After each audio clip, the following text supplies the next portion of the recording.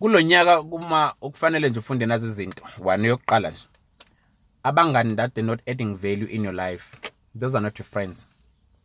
Abangani abacheck ama status akho owapostayo, not even commenting. Those people abakuthandi. Abangani abeza kuwe ngoba befuna usizo kuwe. Labo akubona abangani. Umuntu ongakwazi ukuthi ngiyabonga kuwena o akucabange nje ukuthi hey happy birthday. Nginjenje ngenxa kabani. Lo muntu lowo awumdingi eduze kwakho. Ngifuna ukukusiza ke mina.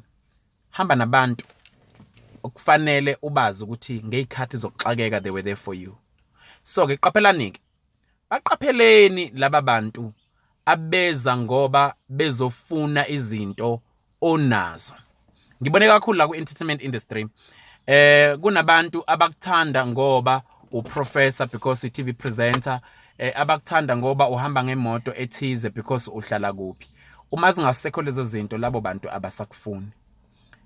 The true friends, they stand with you noma sekunzima, noma sewufelwe, noma ungasenamali, noma ungasenekudla.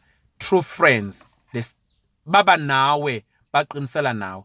Baqaphele abantu ngo-2020 ukuthi lo uza nani, uphethe ini. Kunabantu kulezi insuku abeza kumuntu ngoba befuna izinto that's gonna benefit them. Be careful of such people. Ababelethisi beingane ezingakafanele ukuthi zizalwe labo.